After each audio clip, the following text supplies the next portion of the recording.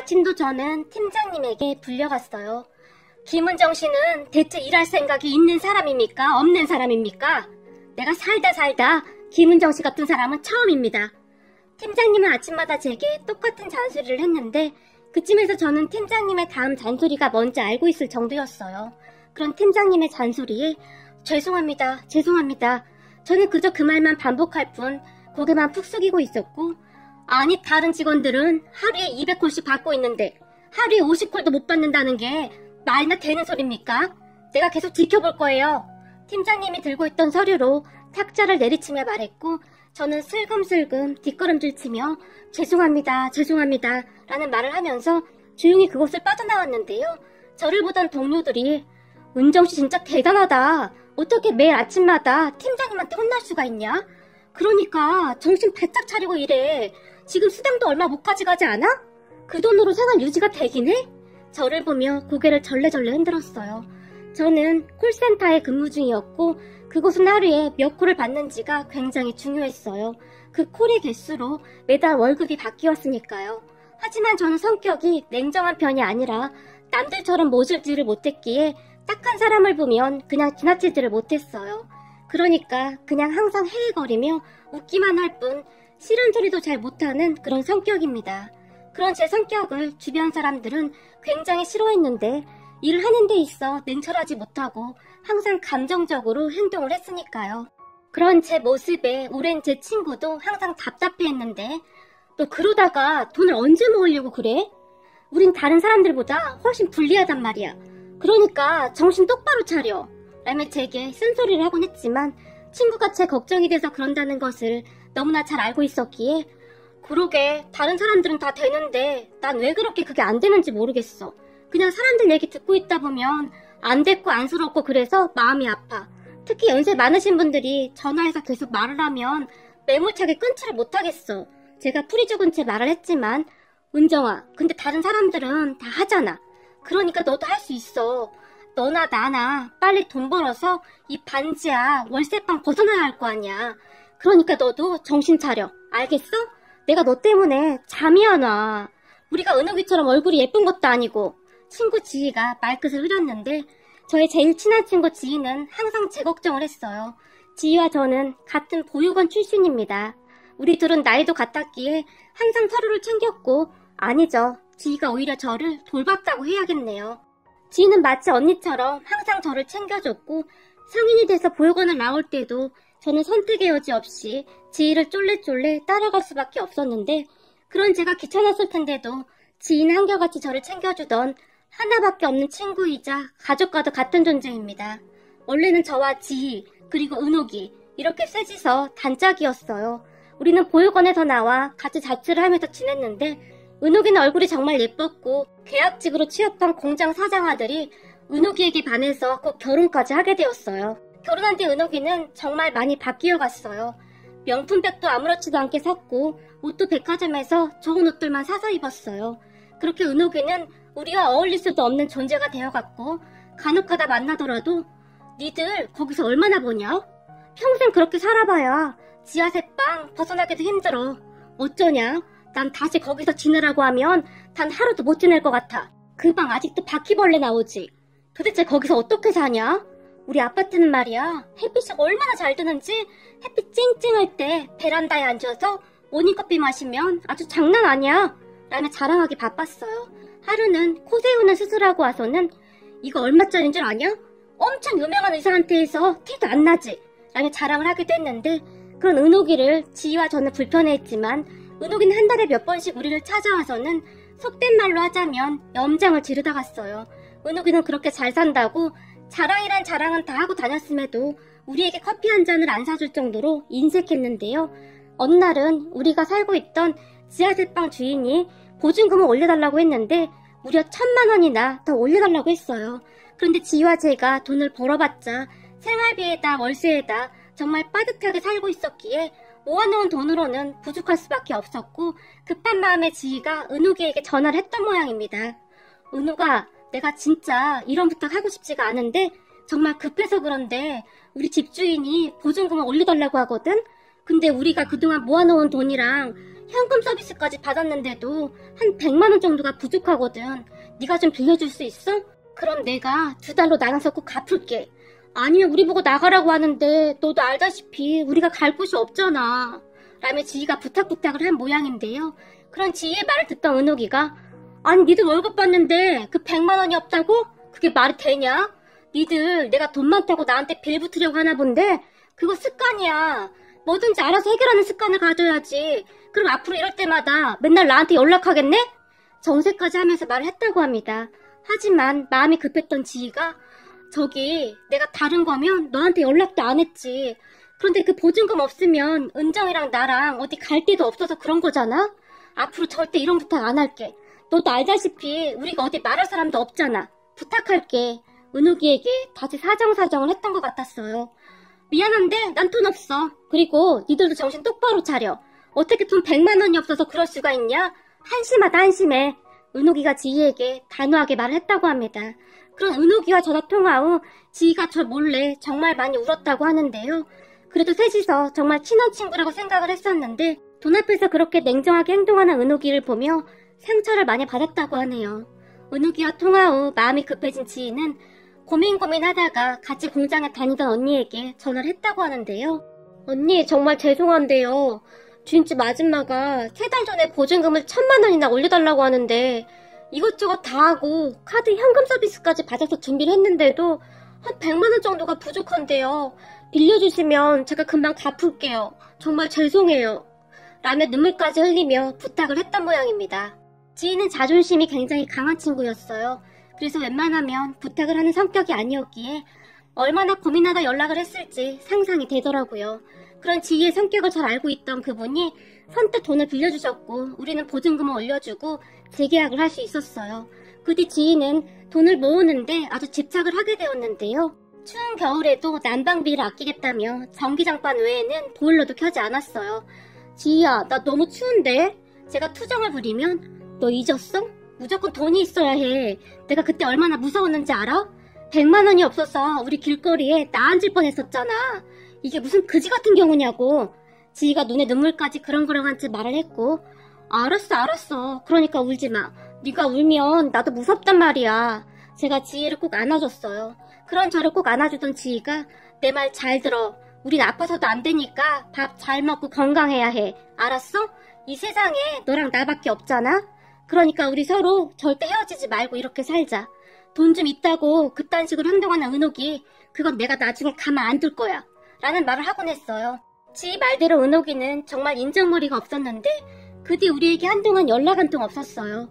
하지만 한 달 정도가 지나니까 또다시 우리를 찾아와서는 지 자랑을 해대기 바빴고 그런 은옥이를 보던 지희가 저기 앞으로 우리 찾아오지 마. 가만 보면 우리 보면서 네가 멀어도 되는 마냥 그런 기분이 드는가 본데 우린 너하고 그렇게 노닥거릴 시간 없거든? 그러니까 우리 찾아오지 마. 정말 무섭게 노려보며 말을 했어요. 야, 너 그때 돈 안 빌렸다고 그러는 것 같은데 친구끼리는 원래 돈 거래하는 거 아니야. 그러다가 완전 서로 등질 수도 있다니까? 라는 말을 했지만 우린 널 친구로 생각하지도 않아. 그러니까 앞으로 우리 찾아오지 마. 너 같은 부잣집 사모님하고 우리가 어울리기나 하냐? 지희가 은옥이를 노려보며 비아냥대기 시작했어요. 그리고 그런 지희의 말을 듣던 은옥이가 사실 나도 니들 친구로 생각하지도 않았어. 야, 친한 친구 결혼식에 와서 10만 원씩 축의금하는 게 친구는 무슨 친구냐? 내가 쪽팔려서 남편한테 말도 못하겠어. 그리고 우리 남편도 니들이랑 계속 만나는 거 싫어해. 그래도 내가 계속 만나주고 있는 건데 고마운 줄도 모르고 오히려 난리네. 사실 나 같은 사람하고 니들이 어울릴 기회나 있겠냐? 그러니까 고마운 줄이나 알아. 은옥이도 지지 않고 지희에게 소리를 질러댔어요. 그러니까 우리도 너 필요 없으니까 우리 찾아오지 말라고. 지희가 다시 소리를 질렀고 찐따끼리 잘들 노는구만. 그리고 내가 한마디만 더 하고 싶은데 콜센터에서 돈도 쥐꾸리만큼 벌어오는 저런 찐따 데리고 있어봐야 너한테 도움될 게 하나도 없어. 그러니까 너도 정신 차려. 너 언제까지 지하세빵이랑 전전할 거냐? 그쯤에서 은옥이가 막 나가기 시작했고 그런 은옥이의 말을 듣던 지희가 앞에 있던 물컵을 들어서 은옥이 얼굴에 확 뿌려버리며 너 말 함부로 하지 마. 찐딸? 웃기는 소리 하고 있네. 하루아침에 부잣집에 시집가니까 아주 배는 게 없나 본데 은정이야 나는 가족이야. 근데 가족을 등지는 사람도 있냐? 넌 인간도 아니야. 앞으로 우리한테 연락하지 마. 라며 지희가 제 손을 끌고 그곳을 나와버렸어요. 그리고부터 지희는 돈을 벌기 위해 눈이 시뻘개졌지만 사실 우리가 아무리 노력한다고 해도 한계가 있었어요. 그랬으니 제가 콜센터에서 일을 하고 돈을 제대로 가지고 오지 못할 때마다 지희는 굉장히 답답해했고 저도 그런 지희의 마음을 모르는 게 아니었지만 성격이라는 게 하루아침에 바뀌는 게 아니었기에 저도 많이 힘이 들었어요. 하지만 지희도 정말 대단했던 것이 아침마다 제게 은정아, 오늘은 집중해서 전화 잘 받고 고객이 다른 소리 하면 죄송합니다 고객님 이라고 말하고 도중에 말 끊어야 해. 알았지? 라며 제게 반복적으로 말을 해줬어요. 그런 지희의 말을 들을 때마다 알았어 최선을 다할게 라며 출근을 했지만 고객의 전화를 받고 나면 그러지를 못했는데요. 아침에 출근을 하게 되면 팀장님한테 혼부터 나게 일쑤였고 그렇게 자리에 앉아서 업무를 시작하게 되면 반갑습니다 고객님 무엇을 도와드릴까요? 저기 내가 카드를 분실했는데 네 고객님 분실 신고 도와드리겠습니다 라며 안내를 했는데 전화를 걸어온 여성 고객이 어제 상견례 때 식당에서 사용하고 더 사용된 게 있나요? 라며 제게 물었고 아니요 땡땡 식당에서 사용하신 후에 더 이상 사용 내역은 없습니다 라고 말을 했는데 그래 다행이구만. 근데 그 상견례에서 예비 바깥사돈 성질이 보통이 아닌 것 같아.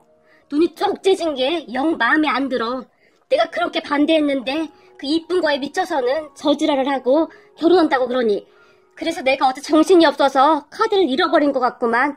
근데 아가씨는 결혼했어요? 고객이 제게 물었고 아니요 저는 아직 결혼 안 했습니다 라며 제가 그만 전화를 끊으려고 했는데요. 아이고 목소리가 아주 참한 게 며느리감으로 딱이구만. 왜 아직 결혼을 못했을까? 고객이 물어왔고 아, 네 감사합니다 라고 제가 대답을 하면서 또다시 긴 대화가 이어지곤 했어요.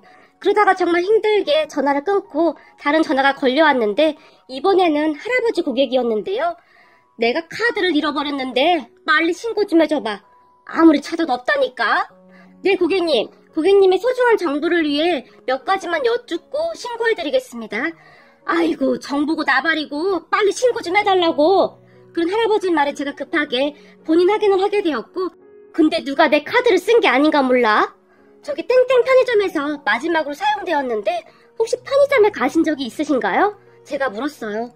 난 편의점 안 갔는데 누가 내 카드를 가져다 쓴 거구만. 내가 그것도 꼭 잡아야 쓰겠구만. 근데 거기서 뭐 샀어? 할아버지 고객이 물었고 저희는 품목은 알 수 없고 구매 시간이랑 위치만 알 수 있습니다. 내가 저거 꼭 잡아서 깜빵에 쳐넣을 거구만. 그러게요 고객님. 세상을 왜 그렇게 산대요? 모든 대화는 항상 그렇게 시작이 되었고 그러다 보면 시간 가는 줄 모르고 통화를 하고 있었어요. 그러다 보니 회사에서 맨날 혼나는 것이 일상이 되었고 저는 늘 죄인 마냥 그렇게 살고 있었어요. 그때쯤은 콜센터 일이 제 적성에 안 맞는 것 같다. 뭐 그런 생각까지 하고 있었는데요. 어느 날 나이 지긋하신 할머니 한 분이 제게 연결이 됐어요. 반갑습니다 고객님. 무엇을 도와드릴까요? 여보세요? 내가 너무 속상해서 눈에 보이는 대로 전화를 해봤는데 이것저것 눌렀더니 이리로 연결됐구만. 고객님 카드 분실하셨어요? 빠르게 도와드릴게요. 카드는 있는데 아파서 전화했어. 네? 아프시면 119에 전화를 하셔야 하는데 어디 많이 아프신 거예요? 순간 제가 놀라서 물었는데요. 아니 많이 아픈 건 아니고 그냥 답답하면 가슴이 막 아프고 그래. 그래서 약은 먹었어. 정말 다행이네요. 그럼 병원 안 가보셔도 되는 거예요? 혹시 많이 아프시면 꼭 병원에 가셔야 해요. 그 할머니 고객이 걱정이 돼요. 제가 다시 한번 당부를 했어요. 괜찮어. 근데 아가씨는 참 친절하네. 성격이 원래 그런가 봐요. 그래서 흐리멍텅하다고 맨날 혼나요. 아니 이렇게 착한 아가씨를 누가 혼내 그래. 그렇게 할머니 고객과 또다시 통화가 길어졌고 얼마 후에 할머니 고객이 제 이름을 물어봐서 알려드렸는데 문제는 그 할머니 고객이 매일같이 콜센터에 전화를 해서 저하고만 상담을 요청했어요. 그 바람에 그 할머니의 전화를 받느라 실적이 더 안 좋아져갖고 어느 날은 고객님 저 오늘도 엄청 혼났는데 곧 여기서 잘릴 수도 있어요. 아무래도 콜센터는 제 적성에 안 맞는 것 같아요. 라며 한수원을 하기에 이르렀고 아이고 세상에 그렇게 몰인정한 인간들이 다 있어 그래? 라고 말씀하시더니 어느 순간 일찍 세상을 떠났다던 그분의 아드님 이야기를 듣게 되었어요. 아들이 어렸을 때부터 공부도 잘해서 정말 열심히 뒷바라지를 했다는데 하루아침에 할머니 곁을 떠났다고 하시면서 눈물까지 흘리셨어요. 그런 할머니의 말에 저도 너무나 마음이 아파서 같이 눈물을 흘리고 말았어요. 그러다가 할머니에게 제 이야기도 하게 되었고, 아이고, 그렇게 어려운 환경 속에서도 아주 잘 컸구만 그래. 아주 훌륭해. 라며 칭찬을 해주셨고, 어느 날은 제가 고객님, 어쩌면 저 회사 관둘 수도 있을 것 같아요. 저도 더 이상 회사에 민폐 끼치면 안 될 것 같기도 하고, 그리고 제 적성에도 안 맞는 것 같기도 하고, 근데 하루 벌어 하루 먹고 사는데 큰일이네요. 회사 그만두면 당장 방세랑 생활비도 걱정인데 제 친구가 괜히 저 때문에 또 고생하게 생겼네요. 그러니까 할머니 자꾸 저한테 전화하시면 안 돼요. 라며 제가 한숨을 쉬었어요. 그래? 그럼 아가씨가 회사 그만두면 난 누구랑 연락하고 지내나 그래? 혹시 모르니까 아가씨 휴대폰 번호 좀 알려줘봐. 라며 할머니가 물었고, 그런 할머니 고객이 안쓰럽기도 해서 제가 원래는 절대 제 휴대폰 번호 알려드리면 안 되는데 할머니한테만 특별하게 알려드릴게요. 라며 제가 번호를 알려드렸고, 그래 알았어. 내가 비밀 꼭 지킬게. 라며 할머니가 엄청 좋아하셨어요. 그리고 얼마 후 저는 회사에 퇴사하겠다고 말을 했고, 그래 잘 생각했어. 이건 회사를 위해서도 은정씨를 위해서도 아닌 것 같다. 이쯤에서 관두자. 나 너무 원망하지 말고 팀장님이 말을 했고 저는 결국 회사를 관뒀어요. 그렇게 집에서 일자리를 찾아보고 있었는데 휴대폰이 울려서 전화를 받았더니 그 할머님이었고, 내가 전화해보니 회사 관뒀다고 하던데 며칠 동안 휴대폰을 왜 안 받는 거야? 내가 얼마나 답답했는지 알아? 할머니가 제게 물었어요. 그런 할머니에게 저기 그게 제 친구가 지금 화가 아주 많이 났거든요. 빨리 돈 벌어서 지하세방 벗어날 생각이었는데 제가 회사 그만둬서 지금 엄청 심란해 보여요. 그래서 저도 눈치를 봐야 해서요. 이제 저 어떡해요? 우리 정말 하루하루 먹고 살기 힘든데? 말을 하던 순간 제가 그만 울컥했는데요. 어느 순간 제가 할머니에게 하소연을 하고 있었고, 죄송해요. 그냥 답답해서 그랬어요. 근데 저는 할머니랑 통화하면서 사실 좋았어요. 처음으로 가족이 생긴 것 같은 그런 기분이었어요. 내가 괜히 미안하네. 나 때문에 그렇게 된 것 같아서. 사실 나도 많이 외로웠었는데 요즘 기분이 많이 좋아졌어. 그래서 말인데 우리 언제 한번 만날까? 난 지금도 시간 괜찮은데. 할머니가 제게 물었어요. 할머니, 전 지금 하루 종일 일자리 구하고 있어서 바빠요. 죄송해요. 제가 빨리 일자리 못 구하면 제 친구가 엄청 고생해야 해서요. 제가 어렵게 거절했지만, 그러니까 날 만나야 한다니까 라며 할머니가 제 위치를 물어봤어요. 그래서 제가 할머니에게 저희 집 위치를 말했는데 잠시 후 할머니한테 다시 전화가 걸려왔고, 밖으로 나와봐. 밥 안 먹었지? 밥 먹으러 가자. 라고 말을 했어요. 그렇게 제가 뻘쭘하게 밖으로 나왔는데요. 아가씨가 은정이구만. 안녕하세요. 실물로 뵙는 건 처음이네요. 제가 허리 숙여 인사를 했는데, 그래 반갑구만. 우선 내 차 타고 밥 먹으러 가자. 라며 제 팔을 잡아 끌었어요. 그런 할머니를 자세히 보니 전화로 통화할 때와는 사뭇 다른 분위기였어요. 옷차림도 상당히 고급스러운 느낌이었고, 목에 단아한 스카프를 두른 모습을 보며 제게 넋두리를 늘어놓던 그 할머니가 맞나 의심이 될 정도였어요. 순간 저는 어리둥절한 채 멍이 할머니를 따라 차에 올라탔는데요. 그렇게 저는 할머니와 식사를 하면서 정말 많은 대화를 나눴는데요. 이제 어떡해요. 제 친구가 엄청 화가 나서 저랑 말도 안 하고 있어요. 제가 심각한 표정으로 말을 했어요. 그런 제 말을 듣던 할머니가 친구가 그렇게 착한가? 제게 물었고, 네, 엄청 착해요. 얼마 전에 방 보증금 때문에 그 친구가 현금 서비스까지 받고 일하는 공장 언니한테 돈까지 빌려서 보증금을 올려줬거든요. 저 때문에 엄청 고생하고 있어요. 아주 좋은 친구구만. 할머니 얼굴에 미소가 번졌고 잠시 할머니가 저를 다시 집까지 데려다주고 가셨어요. 그런데 제가 할머니 차에서 내리는 모습을 보던 친구 지희가 야, 너 뭐야? 네가 왜 그 차에서 내려? 너 뭐 이상한 짓 하고 다니는 거 아니야? 라고 불같이 화를 내면서 내가 항상 뭐라고 했어? 우리가 돈은 없지만 항상 떳떳하게 살아야 한다고 했지. 너 근데 지금 이게 뭐 하는 짓이야? 지희가 흥분한 채 제게 쏟아내버렸어요. 아니야, 그런 거 아니라니까. 그 콜센터에 맨날 전화하던 그 할머니가 여기 놀러 오셨어. 라며 제가 지희의 눈치를 보며 말을 했고, 뭐? 너한테 맨날 전화했다던 그 할머니? 응, 그 할머니가 밥 사준다고 해서 잠깐 나갔다 온 거야. 근데 그전에는 계속 일자리 알아보고 있었어. 진짜야. 제가 잔뜩 주눅이 든 채 친구를 바라봤는데요. 근데 저 차가 그 할머니 차가 맞는 거야? 친구가 제 말을 듣는 둥 마는 둥 하며 제게 다시 물었고, 그런가 본데? 운전해주시는 분도 따로 있더라고. 너 저 차가 얼마짜리 차인 줄 알고는 있는 거야? 친구가 놀란 채 제게 다시 물었어요. 아니? 근데 비싼 차겠지 뭐? 안에도 엄청 좋아. 나 저런 차 처음 타봤잖아? 라며 제가 신나서 친구에게 말을 했고 친구는 그저 어리둥절한 표정으로 저를 바라볼 뿐이었어요. 그리고 그 뒤에도 할머니는 저를 매일 찾아오다시피 했고 그런 할머니를 보며 할머니, 저 취업 좀 하고 만나면 안 될까요? 지금 제 친구 눈치가 보여서요. 저도 제 친구가 다니는 공장에 들어갈 수 있을 것 같아요. 이번에 한 사람이 나갔다고 해서 면접 보러 갈 것 같아요. 라며 제가 신나서 말을 했는데요. 공장에서 얼마나 버는데? 할머니가 나지막하게 물었고 그야 뭐 콜센터보다는 많겠죠? 콜센터는 정말 저랑 맞지가 않았거든요. 라며 제가 배시시 웃었어요. 그 친구도 한번 보고 싶으니까 시간 한번 맞춰봐. 한번 보자꾸나. 내가 만나면 밥 사줄게. 네?